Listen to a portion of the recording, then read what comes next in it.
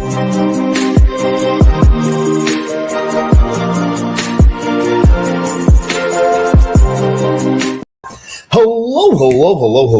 and welcome to another episode of TacoBytes, your daily bite of Degen, episode number 978. Yes, that means you have listened to me for 977 reasons. I don't know why.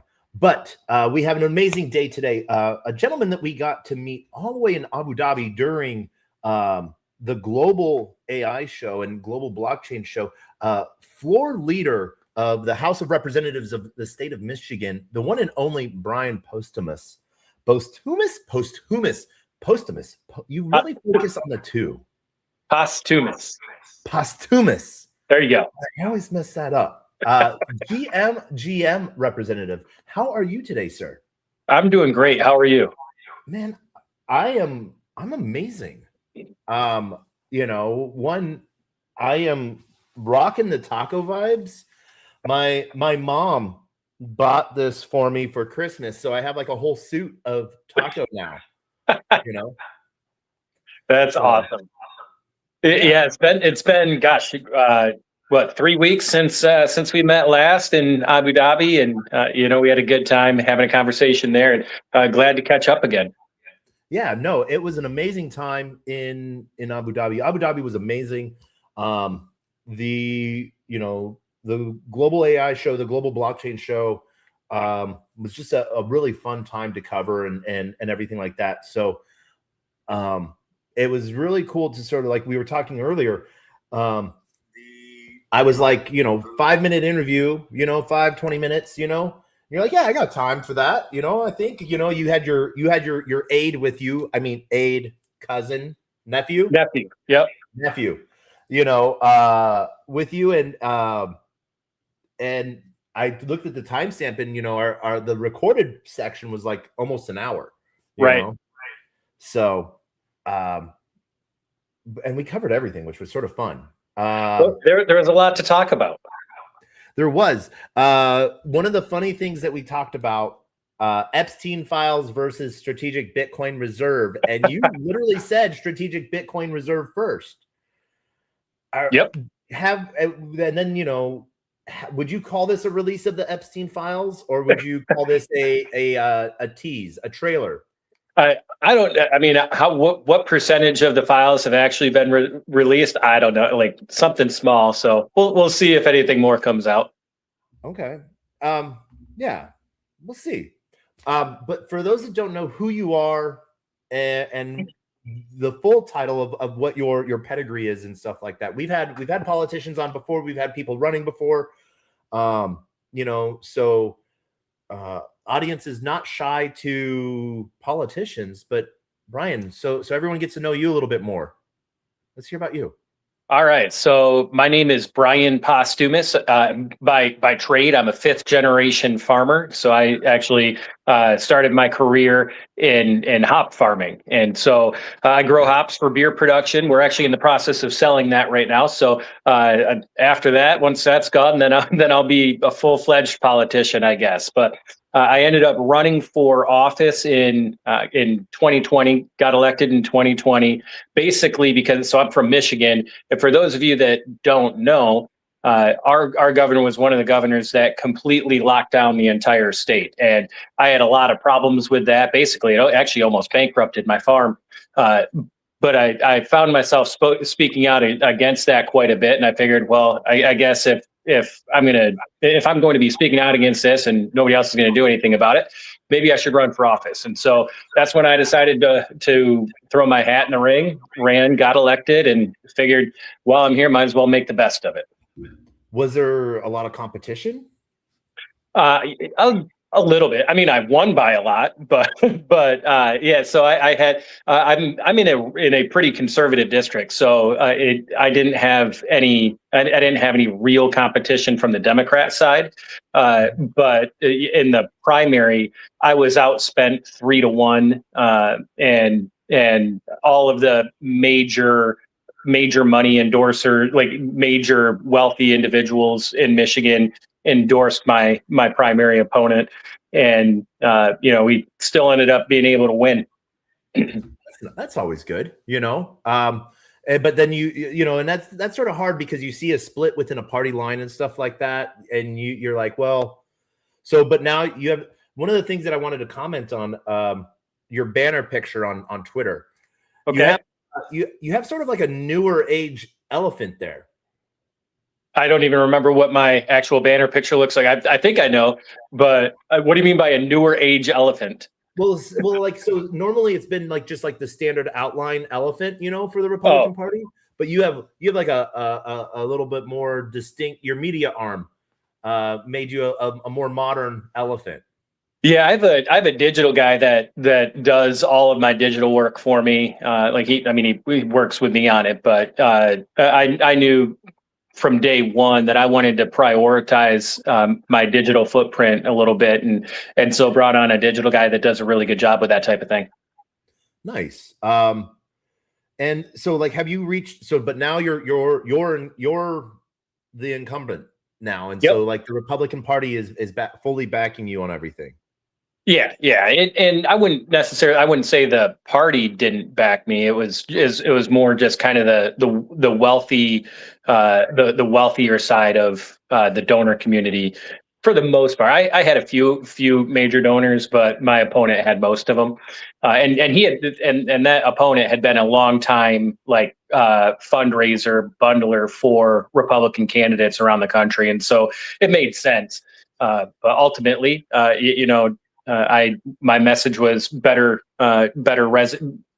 better with the people of the district. Yeah. So have you? And so now you're connecting with other states and other state people, other Republicans that are running in different states to sort of help them on their tracks and stuff like that. Yeah, especially when it comes to crypto policy, building out a framework for crypto policy. That's one of the main things I'm trying to do. Obviously, my focus is in Michigan and the things that I can accomplish there. But where I can be helpful outside of Michigan on crypto policy, I make myself available when I can. Nice. Have you connected with John Deaton? Where's he from? Oh my gosh, where's Elizabeth Warren? California. Massachusetts. Oh, no, Massachusetts. Good job. Yes. I got there. No, I haven't connected with him yet. Oh, he's running again this year. He would be a great person. Former attorney, actually not former, current attorney. Works real heavy on crypto policy. Works with Stand with Crypto, and huge shout out to Stand with Crypto. I know you guys. You're entrenched with Stand with Crypto there in Michigan. Yep. So how has Stand with Crypto been in moving things along in policy wise? They've done a really good job. So Elizabeth Hansen is the president in Michigan, and she does an incredible job there, mobilizing people throughout the state and creating the events and gatherings to really spread what crypto is, what Bitcoin is, and how they can create community around it. And so where that can lead to is actually providing support for people like me in the legislature that are trying to enact policies and trying to educate other members of the legislature on crypto. Because I mean, the biggest challenge that we face is legislators just don't know anything. Very few know anything about crypto, and the ones that do know very, very little. And politicians, rightfully so, are reticent to initiate policy on things that they don't understand. Yeah. Now, and so do you? So you've seen your role sort of been as either like the educator or like the evangelicist of blockchain sort of in Michigan, or are you just more like the conduit of like, come meet Elizabeth? So a little bit of both, right? So it's a combination of being a conduit and being an educator. Look, I am by no means an expert on the technology behind all of this, right? Like I know enough to be dangerous. I understand it. I understand the technology. More importantly, I understand the concept of decentralized finance and why that's important. And so while that conversation is important to have, that's not going to be the conversation that moves the needle when it comes to enacting legislation to help facilitate the growth of crypto. It's really about what is crypto, and I can handle that conversation pretty well. Why is it like how do we protect consumers? Like how do we create consumer protection in this area? We've had a lot of scams with kiosks and that type of thing in Michigan, as they have all around the country. And so whenever you have a new advancement in technology, there's always going to be the criminal element of people trying to take advantage of it before the regulation sets in, and that scares that'll scare people that don't know much about the technology. From like they'll lump it all as one, like because there's scams on kiosks or whatever, crypto's bad. And you have to separate the wheat from the chaff and understand what is bad, what is good, and how do you put the consumer protection practices in place in order to ensure that consumers are protected. Yeah, well, because it sucks that like a kiosk can become a focal point, because then you're like, well, what about ATM skimmers? Right. Exactly.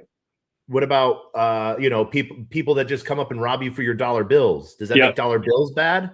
Right, and that's the exact actually, the skimmers are the exact conversation that I have. Like, if you go to a gas station, there could be a skimmer on a gas station. Does that mean that that credit cards are a bad thing to use, or debit cards are a bad thing to use? Well, no, that's not the problem. The problem is the skimming. Yeah, and so, but like, and you're so far you've worked to introduce a few pieces of legislation around both Bitcoin and blockchain. You want to touch on those real quick? Because it's 2 or 3 bills. Well, there's several. So I'll try to summarize it as best I can. So we've introduced 2 different phases of packages, 2 of 3. So there's a total of 3, but so far we've introduced 2. The first phase of bills had like Bitcoin bill or crypto bill of rights in it, providing a framework of protection for individuals to hold and use crypto.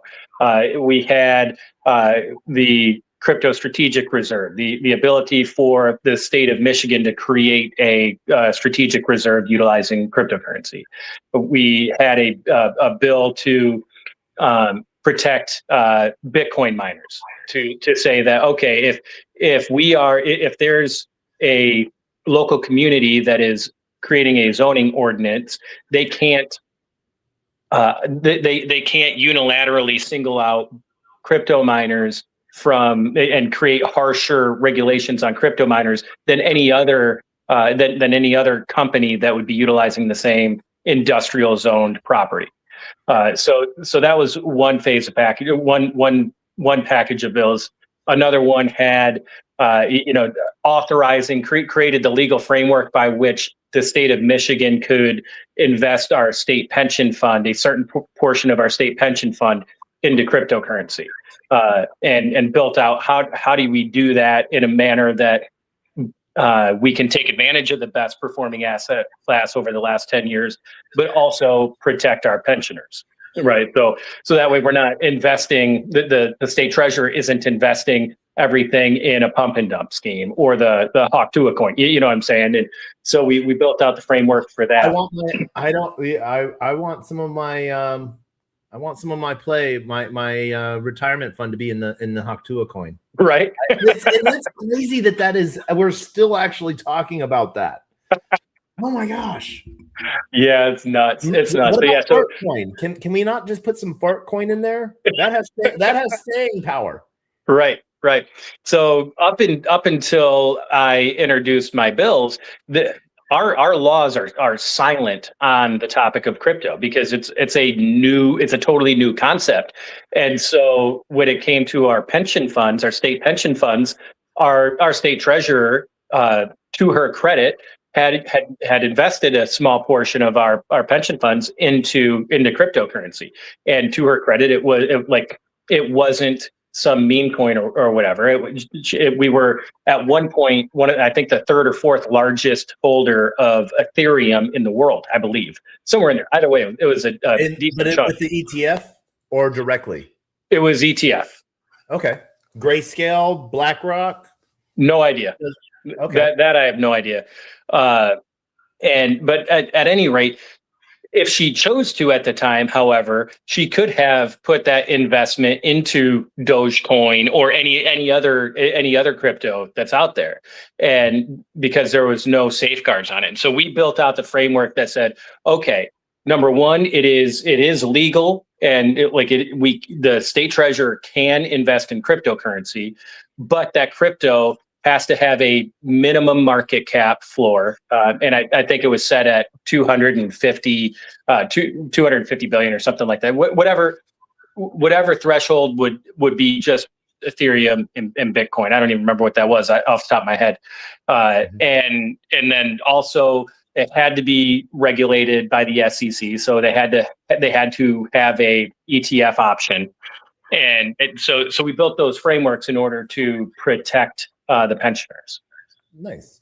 And so, if I remember right, the ETH ETF was trading around 3,800 when it launched.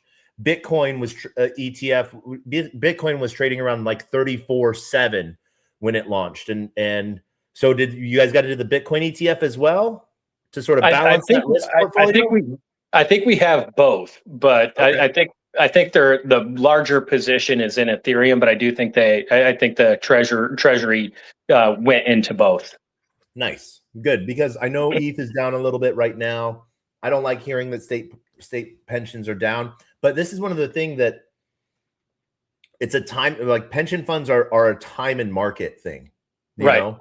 And so that's one of the really cool things about this, in this time next year, 5,000, 10,000, if you listen to Tom Lee, February will be at 10K ETH, so right. Let's go, Tom. So, and right now we're about 3x, just under 3x up from when the Bitcoin ETF launched. So that's actually sort of cool so does she have a crypto background herself, or did she just look at it from a bean counter perspective? I think she looked at it from a bean counter perspective. She has a better understanding of crypto than pretty much anybody else, than most of the people in state government that I've had a conversation with. And I don't know if that's what led to her investment, or if she was like, okay, maybe we should invest something into this, and then she learned about it. So I don't know, but she has done a very good job with that, which is saying something, because there are very few things that I speak positively about when it comes to our governor's administration in Michigan. Yeah. But that one, that choice, I do speak positively at. All right, nice. So we've seen some different changes, like right now, especially around blockchain and AI. Where do you see, how is Michigan sort of approaching AI right now? Right. So on an AI front, I'd say we are a little bit behind the 8 ball. And I'd say we're a little bit distracted on just the data center side of AI. And because that is a big conversation to have. It's controversial among local communities and that type of thing. It's just a difficult conversation to have.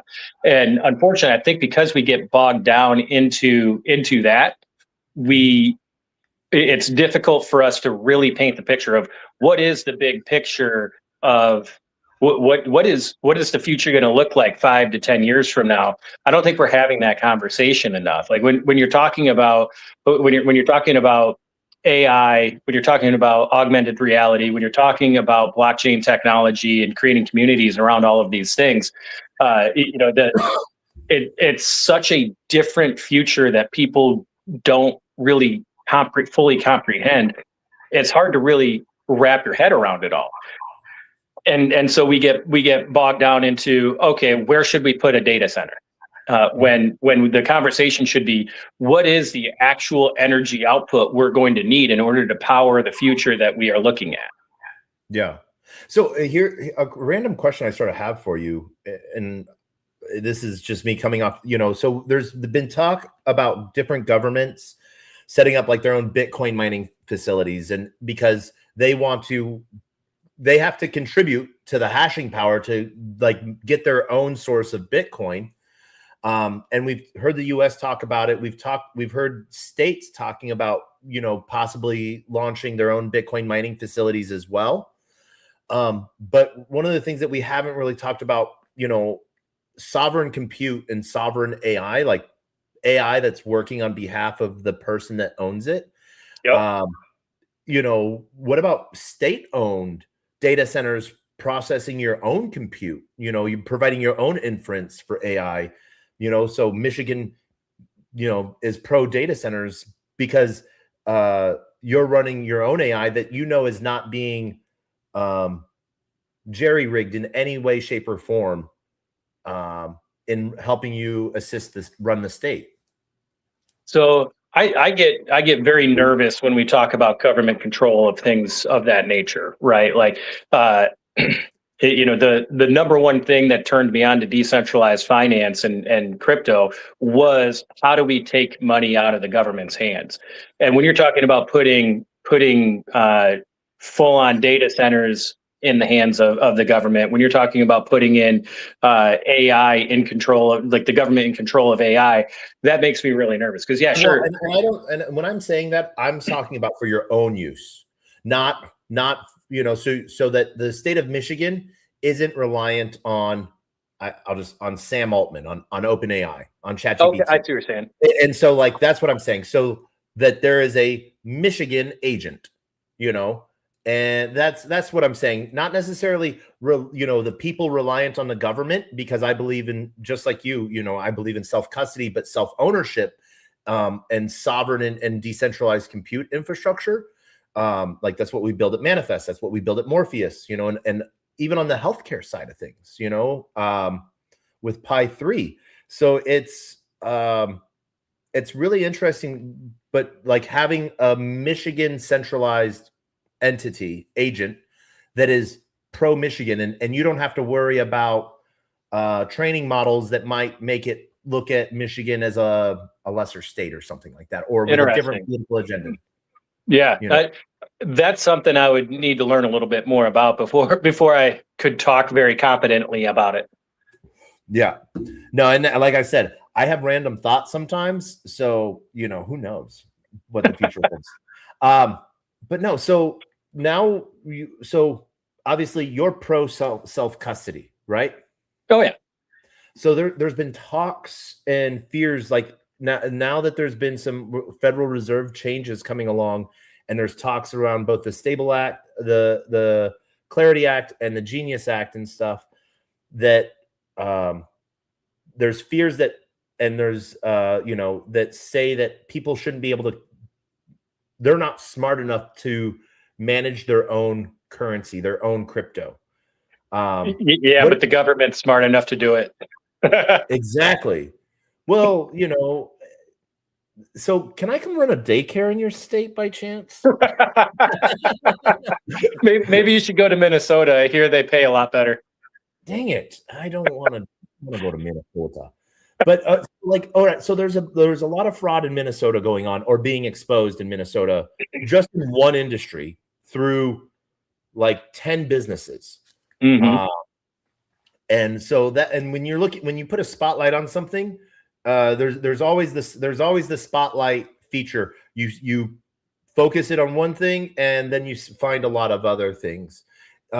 Michigan shares a very, very tiny border with a lake in between with Minnesota.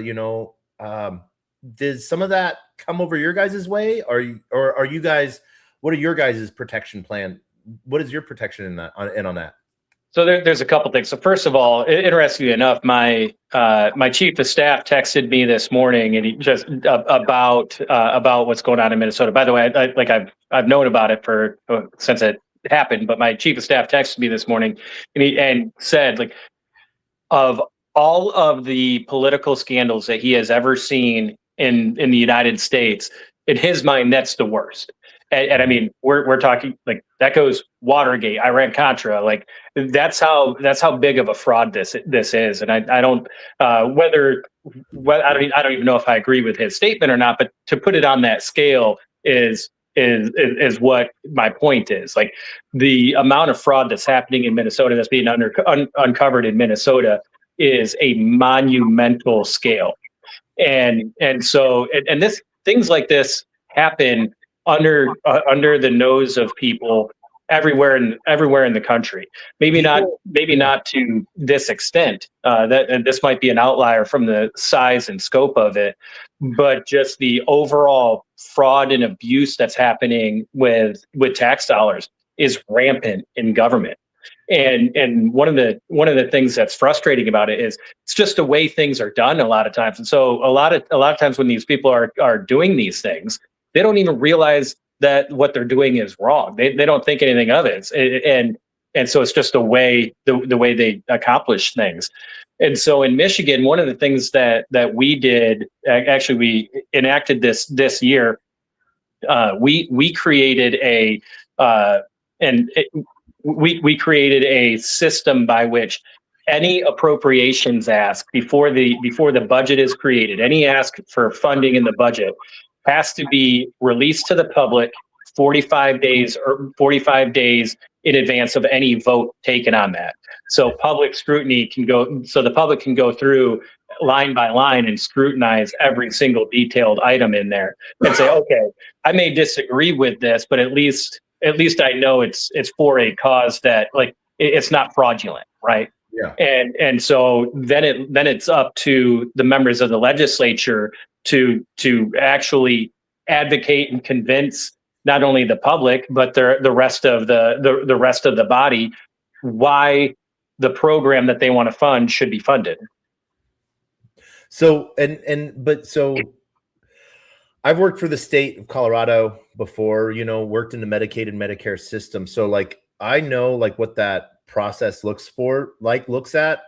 And so money gets earmarked for Medicaid services or human services. And this I was talking with someone yesterday about it, and I forget what like it's empathy almost on the verge of self-harm, like where we want to take care of other people. The government wants to take care of other people, most of the time. But people usually want to take care of other people, but they can't. And so there's services that provide that. And so it's almost like we will fund anyone who wants to take care of anyone. But then like someone like, and this is how I tried to picture how this might have started in my head. Right. Someone filled out a grant application to start a business, and but then like the building deal fell through, but their check got approved. Right. And the check came, and then the next check came, and they're like, well, wait. Then the third check, and they're like, wait, I don't have to actually run this to do this? Right. Oh, I'm sort of thinking that's sort of how it went. And so like, there's been a little bit of like talk of like, could blockchain have solved this in any way, shape, or form? And there's the line, trust but verify. And and at the end of the day, I'm like, well, blockchain would have shown where the payments went to, but they wouldn't have shown that there was no kids in a daycare center. Right. Yeah. And there's certainly, as most people who understand blockchain technology know, there's a lot higher level of security in it. But that can only account for so much when it comes to fraud. It makes it more traceable. We know where the money is going a lot more easily. But the blockchain isn't going to be filing reports on the number of kids entering or leaving a daycare any day. You know what I mean? And so there's always that element of what frameworks do you have to put in place in order to prevent fraud, and it just gets cumbersome. And so there's an old saying that government creates more government, And that's, I mean, that's the truth, because anytime you have a government program, whether, and this is ignoring the question of whether you should have that government program in the first place, but anytime you have a government program, there's going to be problems within that you have to then create a position for a bureaucrat to oversee that.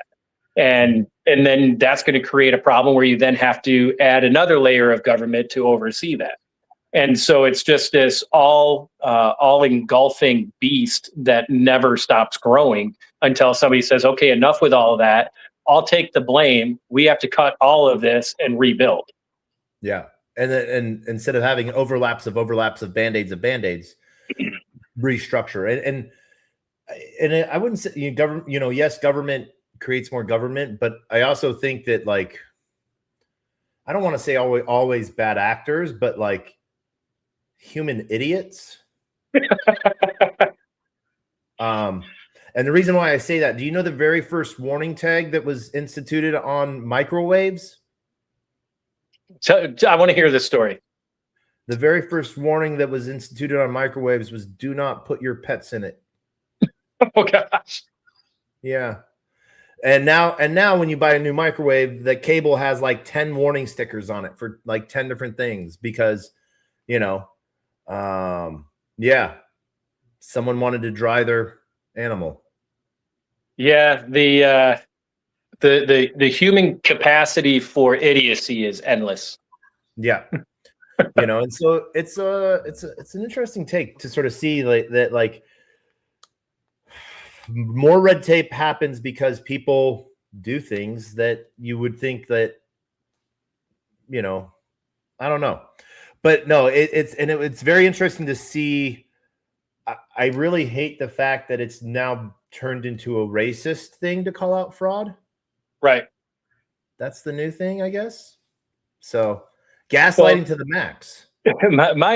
My experience has always been that, anytime Democrats are getting called out for fraud or failure, all of a sudden now it's not okay to call them out because it's racism. Yeah, no, and it's very interesting to sort of see. But have you followed? So you followed the fraud piece, but have you followed Shirley at all? The gentleman that sort of uncovered it all. No, I have a very surface level understanding of everything that happened in Minnesota at this point. So I'd love to hear the story of how it was uncovered. So Nick Shirley, he's like 23-year-old or something like that. Like, journalist, like gotcha journalist, type of guy that is out there, trying to in one day, this is basically, he uncovered all of this in one day.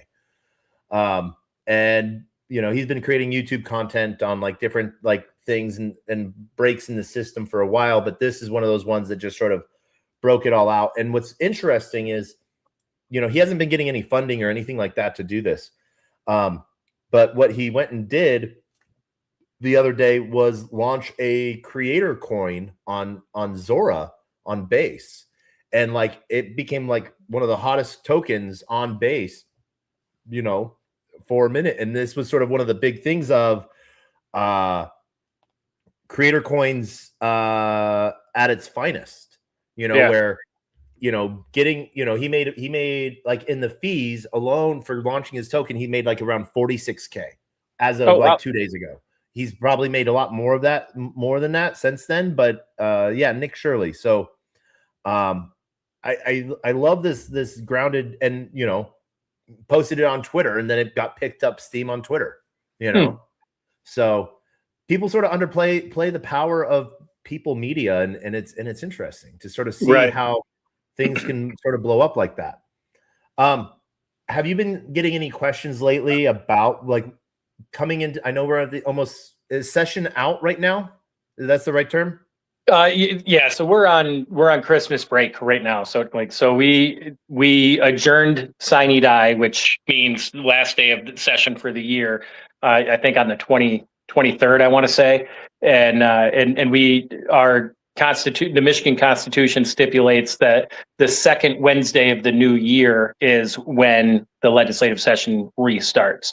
So we'll be back in January 14th, I think is the second Wednesday.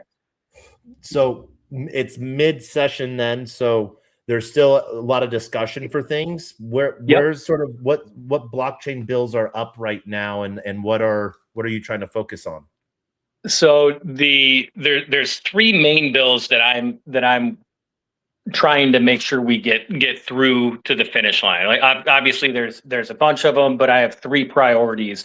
One is the Strategic Crypto Reserve, the other is Bitcoin Bill of Rights, and the other is the state pension funds, ability to invest state pension funds into crypto.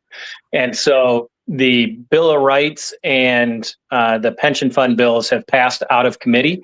And so my expectation is that sometime in January, we will have a vote on the House floor on at least those two, and I suspect we will be able to pass those out of the House in January.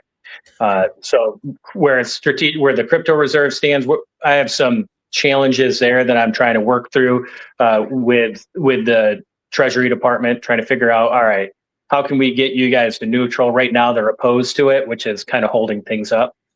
Have you have you talked to Texas because Texas instituted a strategic reserve and they earmarked like 10 million. I think they only invested like 5 million of it.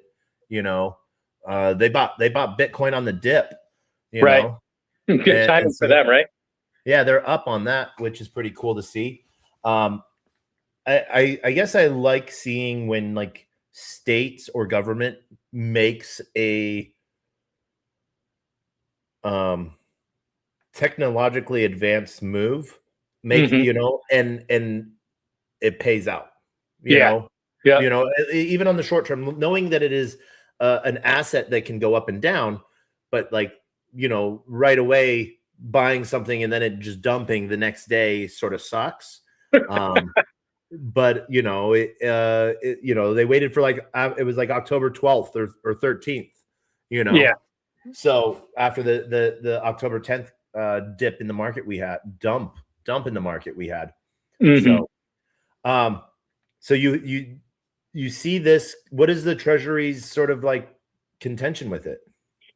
So, part of it was an error in how the bill was drafted. So when the bill was drafted, and this was, we had a switch in staff, and so this change the ball was dropped on that, and so we're going to put an amendment in if we haven't already. So the way it was drafted originally, it would, rather than creating a separate fund that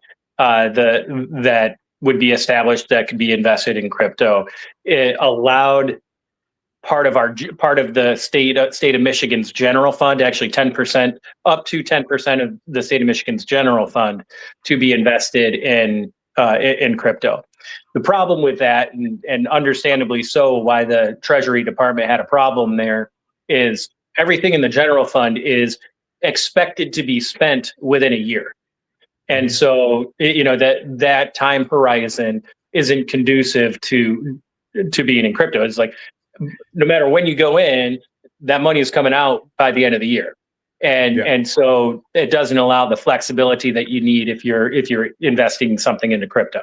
And so that was one of the main problems.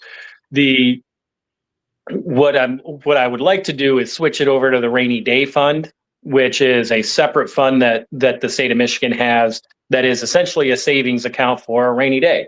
To me, that's where it makes the most amount of sense, is just saying, all right, the rainy day fund, you can invest up to 10% of that fund into crypto.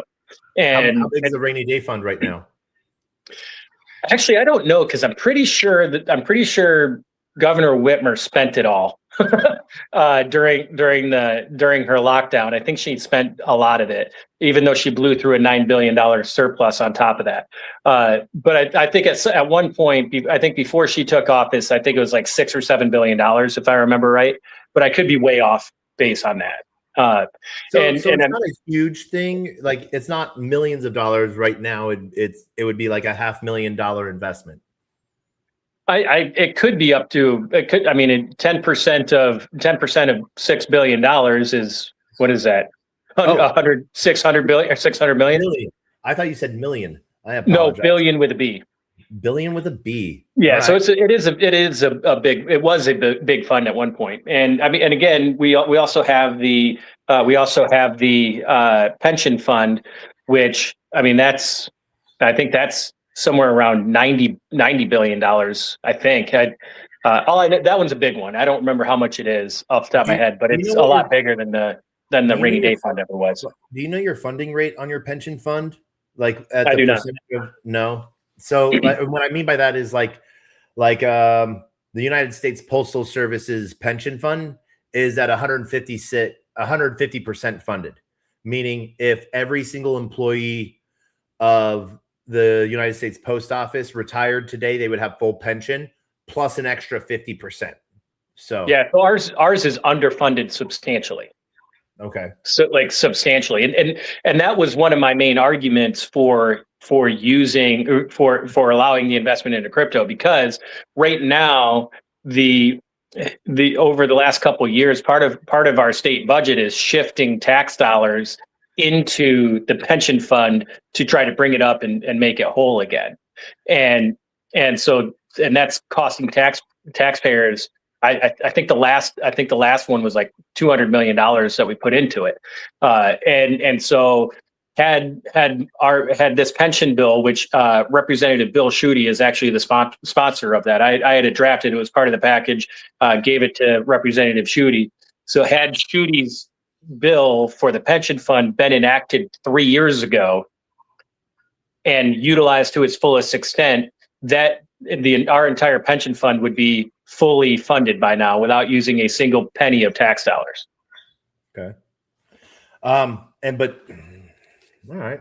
And so is it more just not, I don't want to say bad wording, but amendments are needed to like better clarify, or is it political opposition as well across the party or across the aisle? It's more of nuance, like in order to get the strategic reserve across the board, across the finish line, I think there's just going to be a compromise that's going to be made that says, okay, it's not going to be the general fund, which I never wanted it there to begin with, and maybe it's not the rainy day fund. Maybe we create a separate fund that stands on its own, and the wording is that up to 10% of the general fund can be invested into this separate fund. So where the hang up is on the time horizon that fund is accessible and can be held. Okay. And would that be funded by taxpayer dollars or? Yes. Yep. Okay. Yeah. It would be fun. You could do like a fun thing to where like all fines and fees that are paid, during the month of, Q2 right, also go towards buying Bitcoin.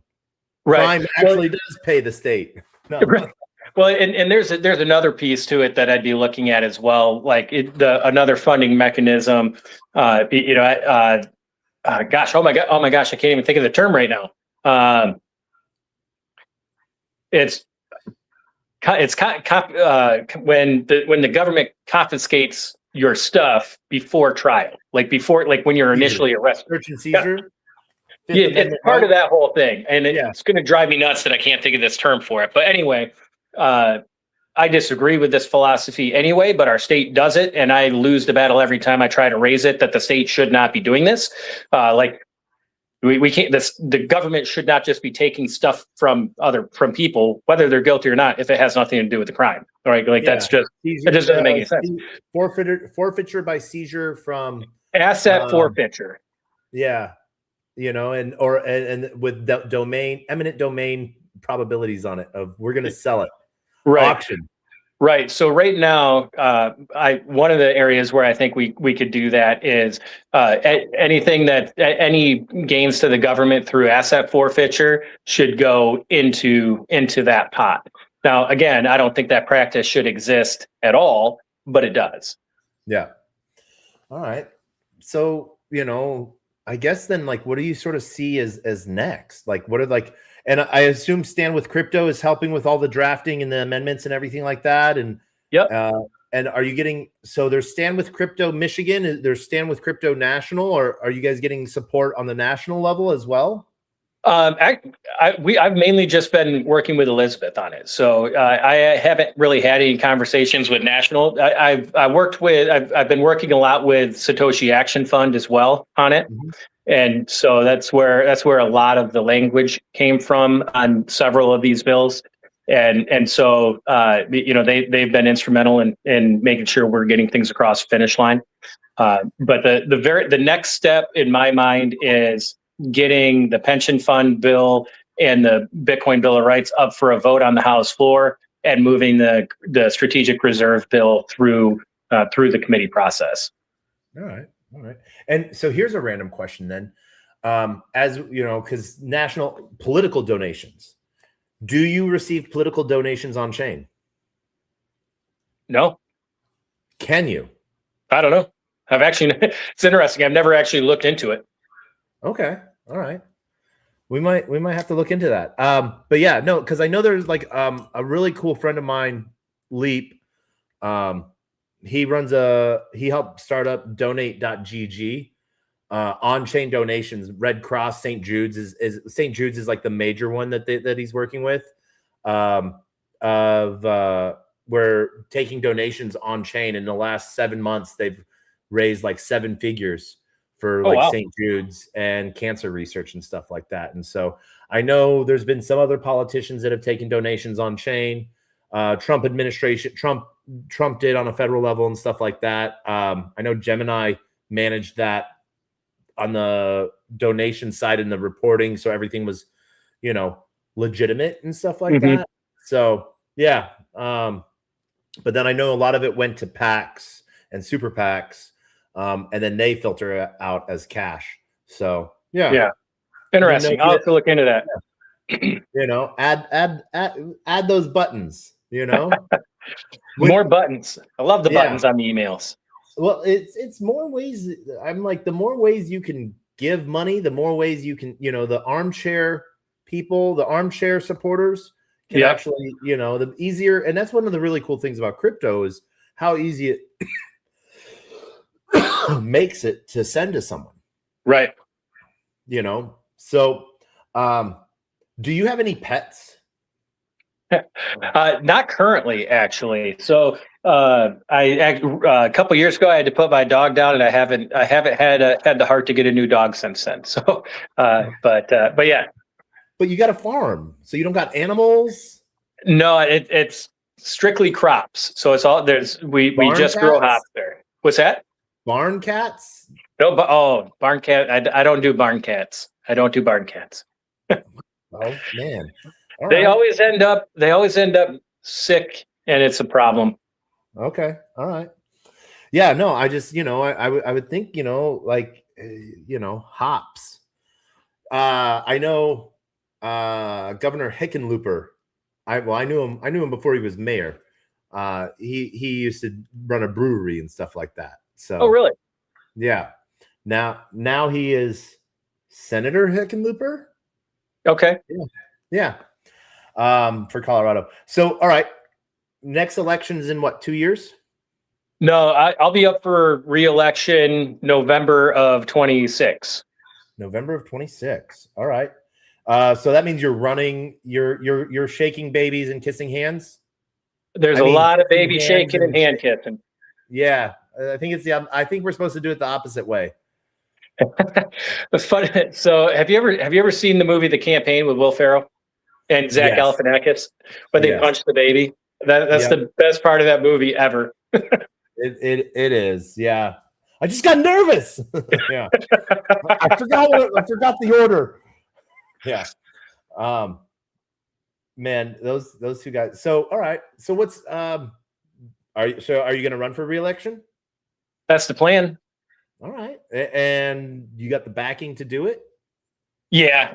I should be able to win relatively easily. So like last election cycle, I spent 95% of my time campaigning for other people, during the campaign side of things. I mean, like I did the things in district that I needed to all during my term to where my face was out there. I knew the people, and I had the support that I needed to, and so I didn't have to worry about spending a ton of money in my own race and spending a lot of time in my own race. But my main focus was ensuring that we took control of the House of Representatives, which we were able to do. We were the only legislative body to flip control in 2024. Nice. And so you've run 2 terms now, right? You 3 run 2-year terms? Yeah, 2-year terms. So I ran in 2020, 2022, and 2024. Okay. All right. Nice. There's people that have talked about term limits. Is Mhm. this something that you think that should be a term limit, or you think that, you'll run it until your wheels fall off?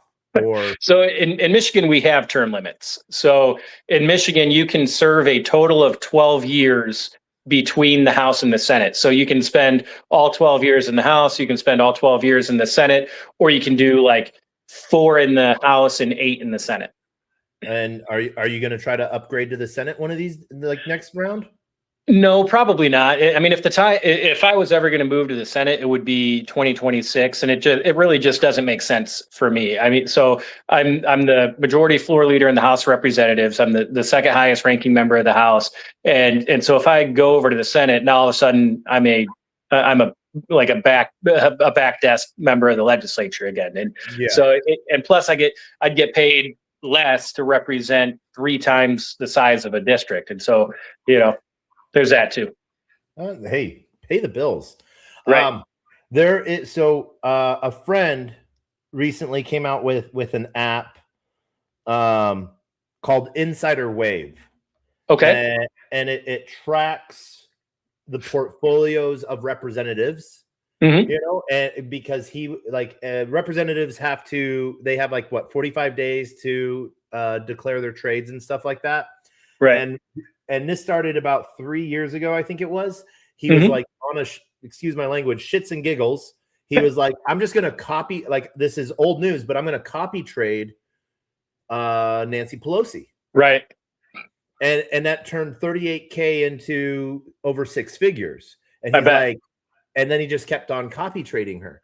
And so now there's his app has like other representatives. And so as soon as like data comes out, it's like, this is the trade they made and stuff like that. So are you making trades, or do you think crypto should be regulated in the same way? So no, I have my 401k and all of that. That's really my investment vehicle, I suppose. I hold some crypto, although I have pretty much most of it out right now. And I will say I think there's some regulation that should be put on it. I don't know that banning all trading is the way to go, especially at the state level. Like the policy changes that we make at the state level are like have zero impact for the most part when it comes to the fluctuations of the market. It just doesn't. So regulating it at the state level, I don't know that that's necessarily an important thing to do. When you're talking about members of Congress, I think there has to be a conflict of interest, a stronger level of conflict of interest. Like there should be a complete ban on any trades where there's a conflict of interest, 100%. Like if you're sitting on the energy committee and you're trading energy stocks, that's a problem. Like that should not exist. But if you're on, like if you're sitting on the transportation committee and you're trading something that's completely irrelevant to any of the policies that you're talking about, I don't personally see a problem there. Do you sit on any committees? Yeah. So I'm on insurance. I'm on the finance insurance committee, finance committee, and then the House fiscal agency oversight committee. So overseeing the House of Representatives budget. And I'm on the rules committee, which the rules committee manages the legislation. The rules committee reviews any legislation that's passed that gives the executive branch the authority to create administrative rules to ensure that that legislation is enacted. Okay. And the insurance committee, what is this? Right. So like typical, like your homeowner's insurance, typically at the state level, it's auto insurance. Like that's the highest, that's the main thing, but also health insurance, like anything having to do with insurance that has to do with state policy runs through the insurance committee. But the heaviest is typically on the auto insurance side of things. All right. And so do you think, is there going to be a Web3 AI committee coming up anytime soon, or is that going to fall under a different committee? That would probably fall under technology and communications. Both on the blockchain side and the AI side, or that would be my guess. Like under finance. So it depends on what the bills, what the legislation specifically does. I would say most of the conversations regarding blockchain technology and that type of thing, and AI, AR, Web3, all of that will probably focus primarily in technology. But then there's going to be some pieces of it like that will likely go through either economic development potentially, or it'll go through finance. Now the reality is, any bill can be sent. So the Speaker of the House, at least in Michigan, I don't know if this is the way it's done in other states, but at least in Michigan, any bill can go to any committee based on the Speaker of the House's decision. Like, so if like my crypto bill, if the Speaker wanted to send that to the Ag Committee, the Agricultural Committee, he could. Now, the members on the Ag Committee probably wouldn't know very much about it, but that it is what it is. So I think the bulk of Web3 legislation would go through technology, and blockchain bills I think the bulk would go through technology, but some of it might be pulled and go different directions if there's a better fit, like insurance, if it has to do with insurance, or finance, if it has to do with, municipal finance or tax policy or things like that. Okay, nice. I like that breakdown of that, and thanks for the breakdown on it. So I know you're on leave right now and you're out with family, and I want to really appreciate, Brian, you taking the time. Is it Brian? Is it representative? Is it floor leader? What is the proper salutations? So the proper salutation for me is leader. Like if you're leader. So based on my title is floor leader, the salutation is leader. So if you just see me in the street, you're like, "What's up, leader?" But Taco, you go by Taco. You can call me Brian. Yes. All right. Yes. And please don't call me Mr. Taco. That is my father. So all right, we covered a lot on the corporate, the fraud stuff, the corporate like you and me got into a little bit. I have an opposing view of you. You're calling it corporate welfare. Yep. So I want to like bring like two big things down into like 5-10 minutes. So because I know I want to respect your time and stuff like that. So, but corporate welfare is what you're calling it versus tax incentives, of what everyone else sort of calls it. This is a bill that you're sort of proposing. What is that? And let's argue this. So first of all, I say corporate welfare because it's more encompassing than just tax incentives, right? So like tax incentives is one thing. That's a lesser form of corporate welfare. There's also writing a check, the government using tax dollars to write a check directly to a company. That's also corporate welfare. So it's just more expansive of a term. Other people will just say economic development. Those are people that are typically encouraging of these things. But my view is, and what led to this bill package is, I don't believe it's in anybody's best interest, the people of Michigan or anywhere around the country, for the government to be utilizing taxpayer dollars to bribe companies, the top 10, 15, 20 most well-connected, well-funded companies in the world, to bribe them to leave one area and come to the other area, to move their business.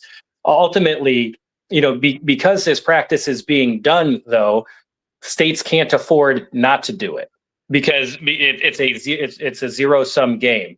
If Michigan doesn't participate in this practice, then we can't be competitive. We are going to lose out to states like Kentucky or Tennessee or Texas or all of these other states that participate in this as well. So as long as everybody has their guns drawn and are utilizing these incentives, whether it's a tax incentive or just a funding of the tune of hundreds of millions of dollars, as long as other states are doing this, Michigan has to do it as well.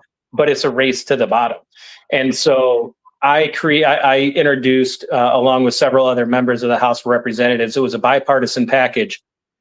I think there's 9 or 10 bills in the entire package that would, number one, create an interstate compact that when enough states around the country sign on, it's a universal disarming of corporate welfare. So it makes it so none of the states can participate in it. Like I said, it's like no individual state can end this practice on their own. It has to take an agreement among everybody to say, okay, we're done with this. We're done using tax dollars to bribe companies to come to our states. So that's one piece of it. Another piece of it is that it as long as the practice is still in existence, it builds a more narrow framework for what that has to look like. So, for example, the bulk of the money can't go out ahead of time before the project is done, right? Like it has to be, all right, this company spent $500,000 on this building for this business that they've gotten approved for. So they spent the money, they're going to show the receipts. Now you'll get a reimbursement. The bulk of it's going to be reimbursement based. And then also the bulk of it has to be performance based. Like I can't tell you how many times companies have come to us in the legislature and said, hey, if you give us $5 million or $100 million, we will create 10,000 jobs that will last forever. And then all of a sudden that subsidy gets passed, that company gets the check, and no jobs are created. And yet they get to keep that money. And so another piece of this is a clawback provision that says, okay, well, not only is this going to be built on reimbursements, like you spend the money and then we'll reimburse you, but it's also going to be based on performance metric. Whereas, okay, you say you're going to create, you are getting this money because you say you're going to create 5,000 jobs or 500 jobs. Okay, well, if you only create 100 jobs, you have to pay some of that money back. If you don't create any jobs, you have to pay all of that money back. Yeah. So one of the things I heard here was you're looking on an interstate compact of ratification between a majority of states, or I would assume you would need all 50 states and DC, and even the 51st state just north of you to sign on to this, because if not, you said it would superimpose it on others. Would that so basically the states?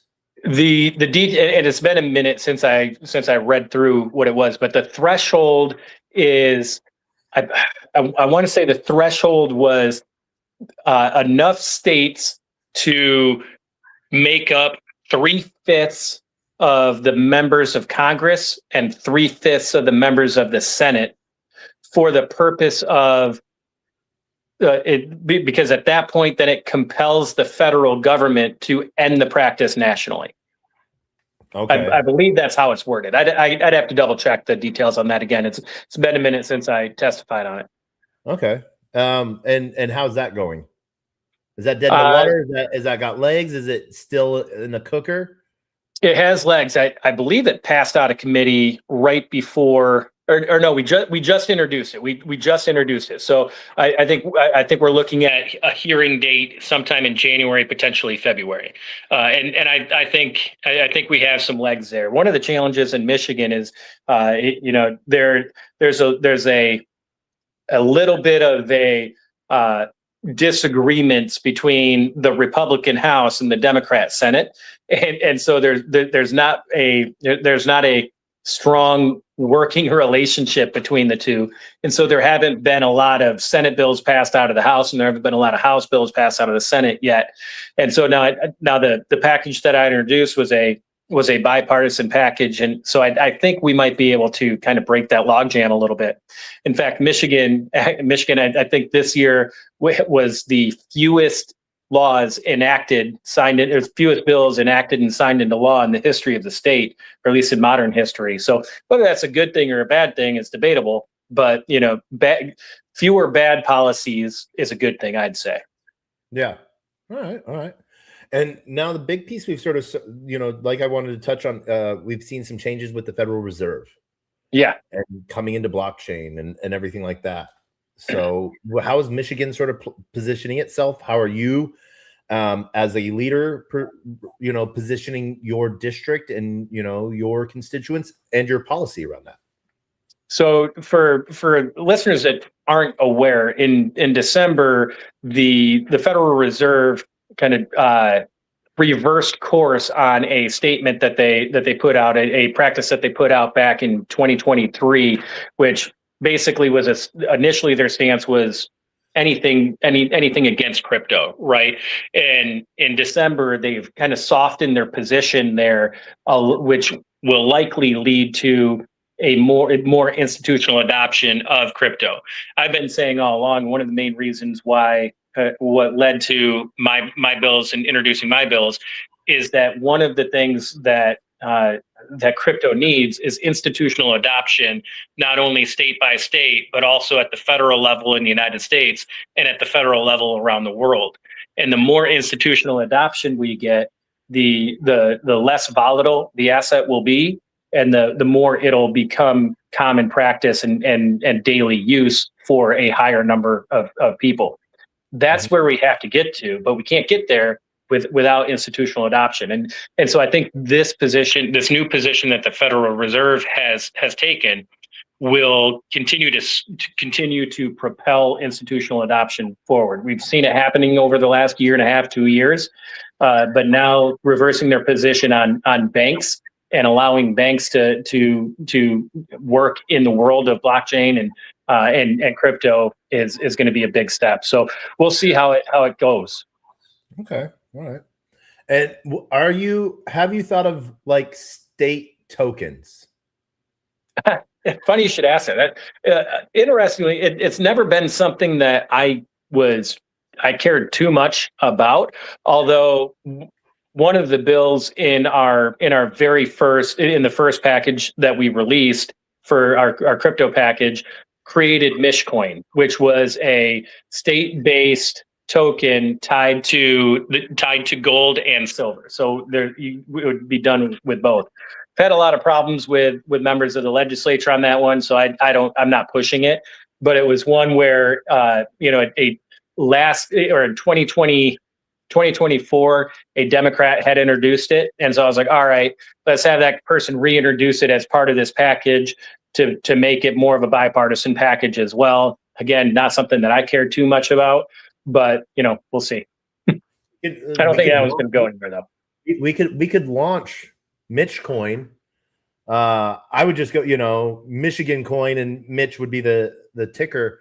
We could launch Michigan coin in dollars, and then all of the fees for it, Michigan gets to their treasury, all the trading fees on it. But then you could accept payment of services in Mitchcoin, and basically, like, let's say Mitchcoin's trading at $3 or $1. Let's just say $1. Well, it pays for and I have a bill in Michigan, and a state toll bill or something like that. That's $20. So I pay in 20 Mitchcoins. Well, then Michigan gets those. They could sell them, get the $20, or they could then, put them back on the market priced at like $2.50. Mm-hmm. And then Michigan makes money on that, and they make money on the trade, all of those trades in between. Right. Let's do it. We can do that. We'll have to talk about that sometime. We could do that, and that would be fun, So, yeah. No, there's a lot of things that there with like a state token you could do, Right. People, So how long have you been in crypto? Invested in it actually not long at all. I didn't invest anything into it until after I introduced my package of bills and publicly announced it. So for two different reasons. One, I've been interested in and very highly supportive of Bitcoin since it launched. I've been highly interested in the idea of decentralized finance since 2003 or 2004, and that's what led me to Bitcoin as soon as it launched. My view was forever 2010, yeah. So 2009 Bitcoin launched. So yeah. And decentralized finance was talked about long before that, Right, so. right, and so like my soiree into Bitcoin was happened long. I was waiting for something like Bitcoin long before Bitcoin ever came, because I like the concept of centralized banking and fiat currency blew my mind, like from when I was in college. And so that's what led me to Bitcoin. Normally people find out about that side of things the opposite direction. They find Bitcoin and they're like, oh, there's a thing called fiat currency. And so I came at it from the opposite direction. But my view was always like, oh my gosh, the Federal Reserve is going to destroy this. Like they're going to shut it down as soon as possible. But then then that just never happened, and now it's too big for that to happen. So then I was like, okay, I guess I guess it's never going away now. It's too big for the Federal Reserve to stand in the way. But then I didn't want to invest in it before launching my bill packages, because I didn't want anybody to be able to look at me and say, well, the only reason why you're doing that is because you invested in it. Well, no, that's not why. And so I did the PR campaign when I launched the packages and introduced them. And then after that, I invested into it. And it wasn't much. I think I have like 10 grand in it. All right. Well, and did you self-custody, or did you get it on like Coinbase? First round was Coinbase, and then I added a little bit that was self-custody, and then I added a little bit that was ETF. Okay. All right. So you're well positioned. So then the big question is, do you own any Trump token? No. Not even one Trump token? Not even a single one, and no, I'm not going to buy yours. What? You're not going to buy well, okay, fine. All right, that's fine with me. We don't need that shit coin in our wallets, No. All right. So, and then, man, Ryan, I have 1,000 more questions, but I want to be respectful of your time, and like I said, this, we've been talking now for an hour and a quarter, and it just flies by. It does. Well, I always appreciate being on with you. I love the conversation. So anytime you ever want to have this conversation again, let me know, and I'm in. All right. Representative leader, floor leader, Postumus, thank you so much for joining us today, man. Thank you. Have a great night. All right. Good night. And as we wrap this up, I want to thank everyone for joining us for TacoBytes, your daily bite of Degen, episode number 978. We didn't get to keep Brian on for the end, so he didn't get to see how the end went. But as always, we end with the same two things. Words of wisdom, the greatest, worst knock-knock joke on the face of the planet. I want to thank everyone for joining us. I want to shout out to everyone on LinkedIn, Player One Taco YouTube, 0xDegens YouTube, Twitch, Twitter, Telegram, Rumble, Kick, on chain via Abstract, and huge shout out to the entire Pudgy family, and then a huge shout out to everyone on the arena as well. Always love my arena family. Actually, some cool people over there. Actually, really cool. But we're gonna end this episode as we end every episode, and those that joined us on Twitter Space as well. Huge shout out to all of you. But as always, we end with the same two things: the words of wisdom, which are always the same. A closed mouth cannot be fed, meaning, and you cannot feed a closed mouth, meaning if no one knows you're looking for opportunity, opportunity can never come knocking. If opportunity does come knocking and no one answers, it's going to keep on walking. With that, I want to thank everyone for joining us tonight, and we end with the greatest worst knock-knock joke on the face of the planet. We have told this joke 977 times. Knock knock. Who's there?